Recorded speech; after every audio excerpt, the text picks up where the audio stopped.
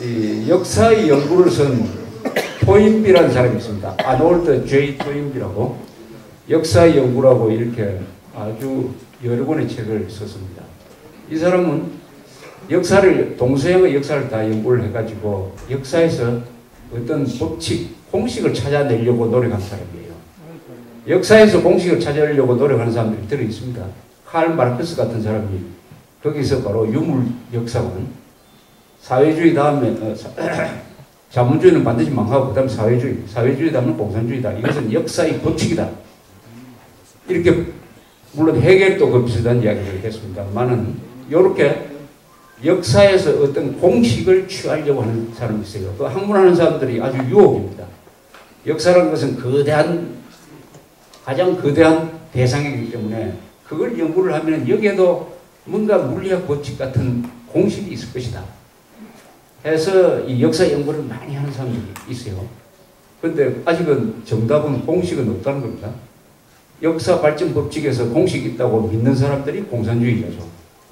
자기가 만든 그 공식대로 해봤더니 다 안 맞았어요. 자본주의는 더 발전하고 자본주의 망할 줄 알았더니 안 망하고 망한 것은 사회주의가 망해버렸습니다. 그래서 칼 마르크스의 유물사관은 폐기되었습니다. 토인비라는 사람은 역사라는 것은 응전과 도전과 응전이다. 도전, 어떤 위기가 왔을 때 그것을 어떻게 해결하느냐 하는 것이 응전이죠. 그 과정에서 문명이 발전하기도 하고 쇠퇴하기도 한다. 이렇게 이야기했습니다.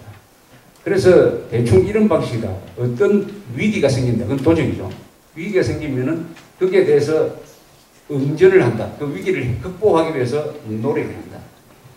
그래서 극복이 되면은 사회가 한 단계 더 발전한다. 그럼 도전은 없어지느냐? 없어지지 않는다. 도전이라는 것은 새로운 차원에서 또 나타난다. 거기에 대해서 또 응전을 한다. 그러면 또 문제가 해결이 된다. 그만큼 또 한 단계 더 발전한다. 이런 나선형 또는 갈지자 방식으로 해가지고 역사는 발전하는 것이다. 그런데 어느 순간에 오면은 위기가 생겼을 때 문제 해결이 안 된다. 응전을 했는데 이게 실패했다.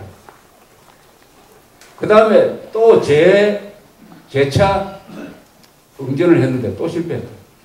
세 번째 했는데 또 실패했다. 이때부터는 그 문명이 쇠퇴의 길로 가게 된다.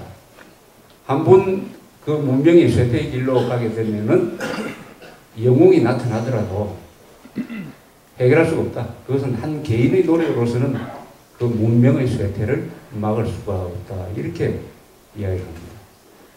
조선조의 사회를 거기에 맞춰서 보면은 임진왜란이라는 큰 도전이 있었어요. 거기에 우리가 응전을 했습니다.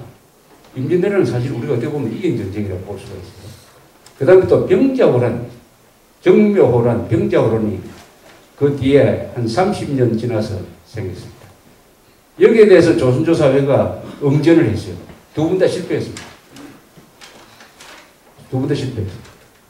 그래서 조선조는 병자호란부터 내려앉기 시작을 합니다. 중간에 영조, 정조 이 사람들이 탕평책을 쓰고 해가지고 또 수원 화성도 만들고 해가 뭘 좀 해보려고 했는데 그 사람들이 죽고 나니까 다시 내려앉기 시작했습니다. 실학운동이란 게 이 유교, 관념적 유교를 조금 실용적으로 바꿔줘야 하는 이런 실학운동이 일어났습니다. 그러나 그 사람들이 다 쫓겨나고 해서 정권을 잡지 못했어요. 그것도 결국 한일합병이라는 이 망국으로 이렇게 가게 됩니다. 그 과정이 1636년이 병자호란이니까 망할 때까지 대충 한 200, 한 6, 70년 걸렸습니다. 그럼 오늘날의 북한은 어떠냐? 북한은 언제부터 망조가 들었느냐 하면은 1970년대 후반기로 보는 게 맞을 것 같아요. 남북 간의 관계에서 딱 한 번 대결했던 적이 있습니다. 1968년 1.6.1 사태 때 청와대 습격을 했어요. 김신조의 특수부대가 내려와가지고 그때 북한의 군사력이 아주 피크에 이르렀습니다. 북한은 1960년대를 군사제일주의 노선으로 해가서 그때 군사력이 피크에 이르고 상대적으로 남한의 군사력이 매우 약했을 때입니다. 남한은 경제제일주의, 북한은 1960년대 군사제일주의로 갔어요.